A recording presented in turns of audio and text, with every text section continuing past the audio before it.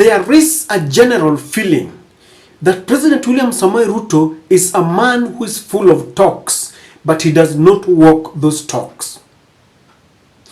Today, Kenyans are asking, what exactly will William Samoei Ruto do after certain government officials came late for the performance contract? And rightly so, because he's the one who promised that he's going to crack the whip. He talked tough and said that if you get late after your boss is seated in a meeting, then you are already sacked.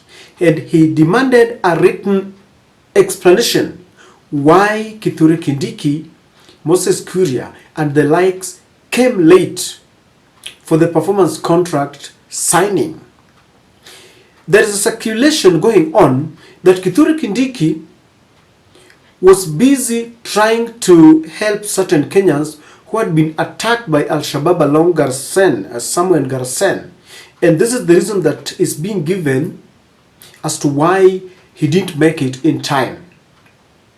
That is the explanation that is in the public. We still are waiting for a written information to William Ruto. I don't know whether he will make it public.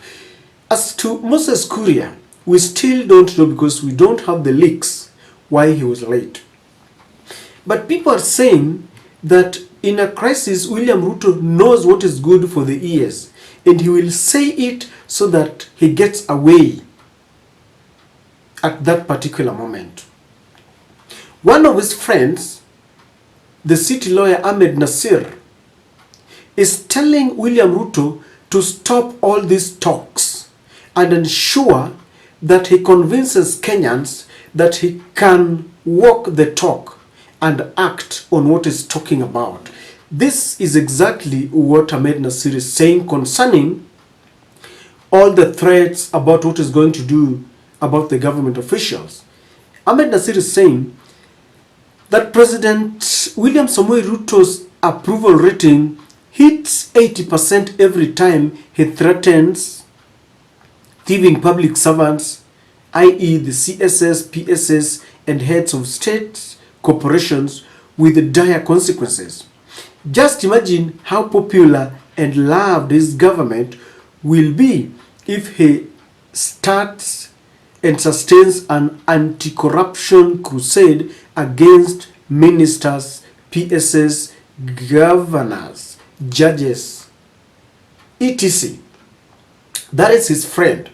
Ahmed Nasir is a staunch supporter of William Samoei Ruto.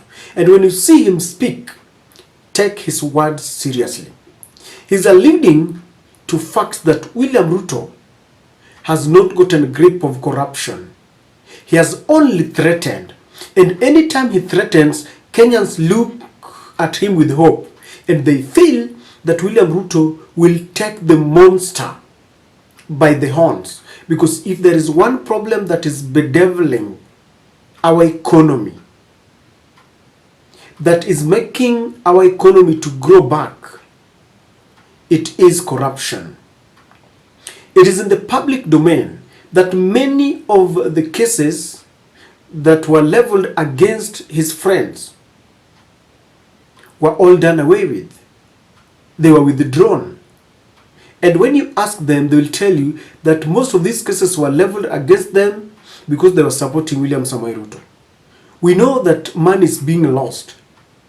We hear about corruption cases. And Ahmed Nasir is saying that apart from just talking, apart from just threatening, he should now crack the whip against the judges, parastatal heads, the CSS and PSS. And that is what Ahmed Nasir is saying. Now, someone reacted to this and was saying that at some point Kenyans will want to see him walk the talk. The lifespan of the threats aren't long. That approval will evaporate if the talk isn't translated to tangible action. He was reacting to Ahmed Nasir because it is true that anytime William Ruto talks, tough, people say that maybe we should give him some little more time so that he starts growing the economy, so that he starts sacking those people who are corrupt. But this guy is saying that the lifespan of all these threats is very short. It will soon evaporate. Like he spoke yesterday. Give him a week or two and Kenyans will be back to normalcy. Just saying that, oh, William Ruto just knows how to talk, but he does not know how to crack the whip. His other friend, Ngunyi Mutahi, had a very peculiar advice because he thinks that William Ruto is a weakling. He talks stuff, but he does not aggressively act on his allies. He was saying that, dear Ruto, keep your ministers in suspended terror. Be unpredictable. You should occasionally fire a minister or a PS for no good earthly reasons. Professor Mbidi was fired by Moi on radio after they had spent a whole evening reshuffling the cabinet. There was no reason. And Gunji is saying that there was a time when this guy, Professor Mbidi, sat down with Moi, helping him to arrange who to remove from what docket, who to be given which one, who to be lowered, who to be promoted, who to be sacked. After they had arranged everything, because during those days you had to listen to the radio every time, because Moi's changes would come anytime, and you would be sacked by the road when you are en route to somewhere. The security would be there waiting for you to take all the instruments of power, the flag, the vehicle, the security, and everything. So when they were done, Mbidi had his voice, the first name.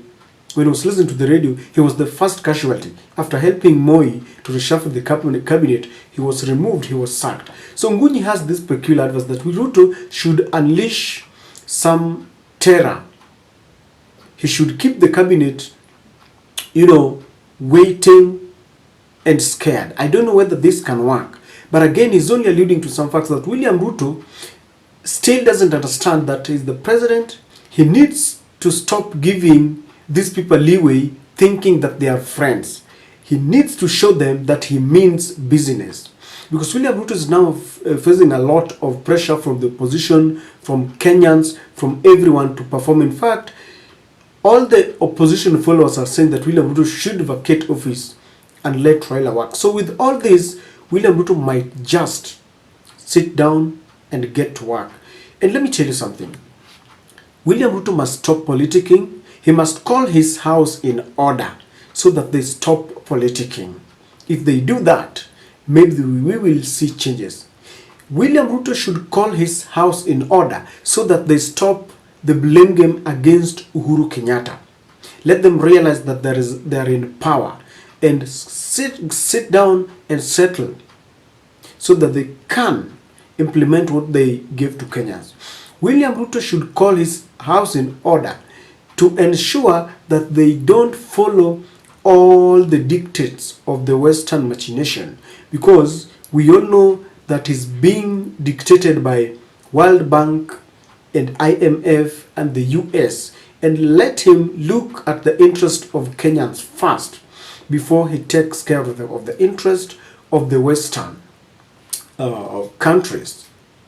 He should also ensure that he stops focusing so much in what is happening in other countries. When there is some war in Niger, he is there talking and ready to help. When there is some war in Sudan, he is talking about it and is ready to help. In Haiti, when they have a problem, he is ready to send soldiers there. In Congo, when there is war, he is ready to be there. I understand that Kenya is trying to help because Kenya is part of the global world. But let us look at our affairs first, because the general question that people are asking is, why do you take the police who are injuring Kenyans here? Why do you, for example, call for normalcy in Niger when the police is butchering and murdering Kenyans here? Why do you call for peace and tranquility between two warring parties in Sudan when you and the opposition have locked horns and there is no peace? Why can't you, clear the mess in your country before you start talking about other people's problems? Why do you talk about democracy when the very, very principles of democracy is being breached in your country? And so William Ruto, if at all he's serious, he must call his house in order. He must tell his cabinet, his team to get down to work. And then he must prosecute those who are corrupt.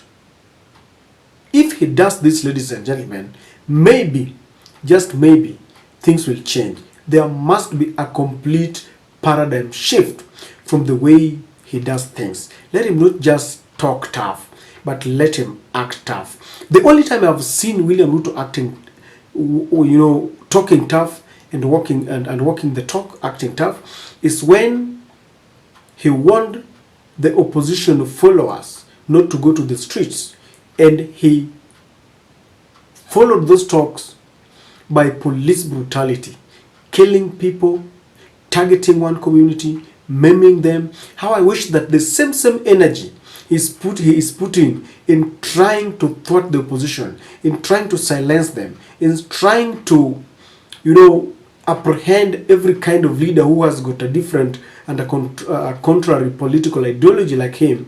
He should channel that energy in making sure that we have clean energy, that the basic commodities have got their prices reduced to the level where the common man can reach them. I fully agree with the advice being given to William Ruto that it is high time he acts. Because if he doesn't, all these people will still see him as a friend. They won't see him as a president. And a time is coming, I always call it a moment of reckoning, where he will account for the time, even if it is 2 years, what he did with the power that he was given.